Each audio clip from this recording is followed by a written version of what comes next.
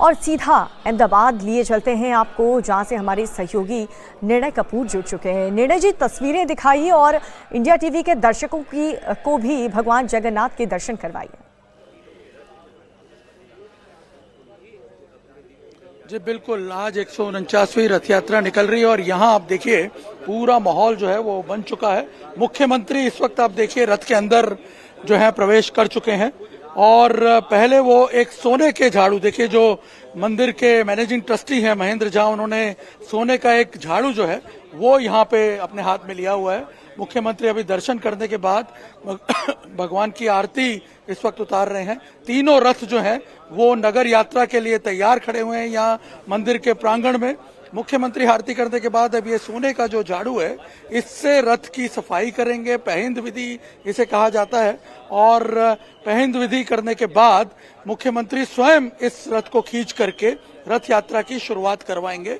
आपको बता दें कि परंपरा पिछले 150 सालों से यही चले आ रही है, जो मुखिया होता है वो रथ जो है भगवान जगन्नाथ का रथ खींच करके रथ यात्रा की शुरुआत करता है और पहले रथ की सफाई की जाती है। सोने की एक विशेष झाड़ू है जिससे ये पहंद विधि जो है वो की जाती है। आज मुख्यमंत्री के साथ जो उप मुख्यमंत्री हर्ष संघवी वो भी यहाँ मौजूद हैं और इस वक्त जो है रथ की ये पहंद विधि जो है वो की जा रही है और बाद में एक एक करके ये तीनों रथ जो हैं वो नगर यात्रा के लिए निकलेंगे। करीब 18 किलोमीटर का जो मार्ग है उसको तय करते हुए शाम को भगवान अपने इसी मंदिर में, निज मंदिर में वापस पहुंचेंगे।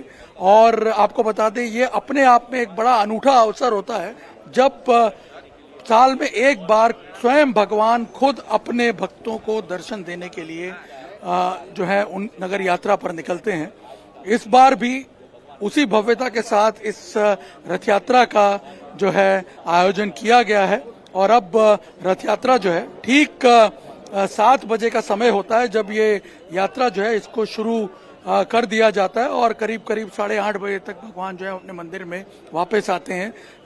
करीब 13 - 13 घंटों की जर्नी जो है उसको पूरा करके। और यहाँ आप देखिए वो अवसर जो है वो आ गया जिसका इंतजार पूरे साल जो है भक्त करते हैं। ये रथ आप देख सकते हैं इस वक्त खींच करके भगवान जगन्नाथ का मुख्यमंत्री इसे लेके जा रहे हैं और ये जो है नंदी घोष इसे कहा जाता है इस रथ को। ये रथ जो है इस वक्त खींच के मंदिर के बाहर इसे ले जाया जा रहा है और उसके बाद जो बहन सुभद्रा का रथ है जो पीछे अब आपको दिख रहा होगा उसे अब खींच करके मंदिर के बाहर ले जाया जाएगा और इस तरह से रथ यात्रा की विधिवत जो है शुरुआत हो चुकी है। और आपको बता दूं इस साल ये अनुमान लगाया जा रहा है करीब 30 लाख से ज्यादा लोग जो है वो इस रथ यात्रा के दर्शन के लिए अहमदाबाद की सड़कों पर पहुंचेंगे जहां जहां से ये रथ यात्रा गुजरेगी। सिर्फ अहमदाबाद ही नहीं, पूरे देश भर से बल्कि विदेशों से भी लोग आए हुए हैं यहाँ दर्शन करने के लिए। सुरक्षा के भी कड़े इंतजाम किए गए हैं। करीब 30,000 से ज्यादा पुलिसकर्मी जो हैं जिसमें पैरामिलिट्री फोर्सेस भी हैं, दूसरे राज्यों की पुलिस जो है उसे भी डिप्लॉय किया गया है, वो यहाँ पे रथ यात्रा की सुरक्षा के लिए चप्पे चप्पे पर मौजूद रहेंगे। मूविंग बंदोबस्त क्राइम ब्रांच जो है उसे संभालेगी। इसके अलावा करीब 22 ड्रोन्स हैं जो लाइव फीड देते रहेंगे पूरी यात्रा की ताकि रियल टाइम मॉनिटरिंग जो है किया जा सके। और पिछली बार मैं आपको बता दूं एक हाथी मतवाला हो गया था जिसकी वजह से हादसा हुआ था रथ यात्रा के दौरान, तो ऐसा कोई हादसा ना हो इसलिए इस बार हाथी जितने भी जो है 18 हाथी इस रथ यात्रा को लीड करते हैं तो उनके ऊपर भी गज रक्षक नाम का एक सर्वेलेंस सिस्टम जो है वो माउंट किया गया है ताकि हाथी के आसपास कितनी पब्लिक है ये पता चल पाए।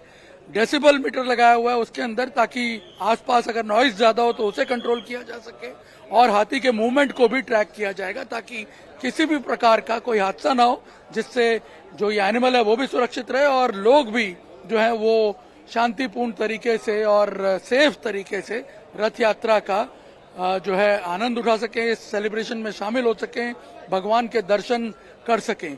आपको बता दें कि ये 149वीं रथ यात्रा है और अब तक सिर्फ एक मौका ऐसा आया कोरोना काल का जब इन रथों को मंदिर में ही इनकी परिक्रमा करवानी पड़ी थी, जो गाइडलाइंस है उसको ध्यान में रखते हुए रथ जो है वो मंदिर के बाहर नहीं गए थे। लेकिन उसके बाद इसी भव्यता से ये यात्रा जो है वो निकलती है। अब आप देख सकते हैं भगवान जगन्नाथ के रथ के बाद जो मंदिर के महंत हैं, मंदिर के मैनेजिंग ट्रस्टी हैं और बाकी जो श्रद्धालु हैं, वो बहन सुभद्रा का रथ जो है उसे खींच करके मंदिर के प्रांगण के बाहर ले जा रहे हैं। और पीछे अगर आप देखेंगे तो आपको भाई बलभद्र का रथ भी खड़ा हुआ यहाँ पे दिखेगा। और ये जब रथ शहर की सड़कों पे विचरण कर रहे होंगे भगवान अपनी बहन और भाई बलभद्र के साथ, तो शहर का माहौल जो है वो देखते ही बनता है। पूरे शहर में उत्सव का माहौल होता है। 18 किलोमीटर का जो ये रूट है, इसमें भजन मंडलियों की करताल जो है वो आपको सुनाई देगी। कई अखाड़े जो हैं, करीब 118 अखाड़े जो हैं वो अखाड़े और झांकियां वो रथ यात्रा को पहले लीड करते हैं। और उसमें कई बार हमने देखा है कि सामाजिक संदेश देने का भी एक बहुत बड़ा अवसर बन जाता है। हमने कई बार नोटिस किया है जो समसामयिक मुद्दे होते हैं उनको प्रसारित करने का भी एक बहुत बड़ा अवसर बन जाता है। कुल मिलाकर के सेलिब्रेशन के साथ साथ जो सामाजिक समरसता का एक संदेश है वो भी इस यात्रा के द्वारा दिया जाता है, क्योंकि ये यात्रा जो है ये करीब आपको बता दें करीब 60% ऐसे इलाके हैं जो मुस्लिम डोमिनेटेड इलाके हैं ओल्ड सिटी के, वहां से होकर के गुजरती है। और हमने देखा है कि मुस्लिम्स के द्वारा जनता कर्फ्यू का ऐलान कर दिया जाता है। उस वक्त यात्रा के स्वागत की तैयारियां उनके द्वारा की जाती हैं। और आपको बता दें कि उसके जरिए शांति का एक पैगाम जो है वो दिया जाता है।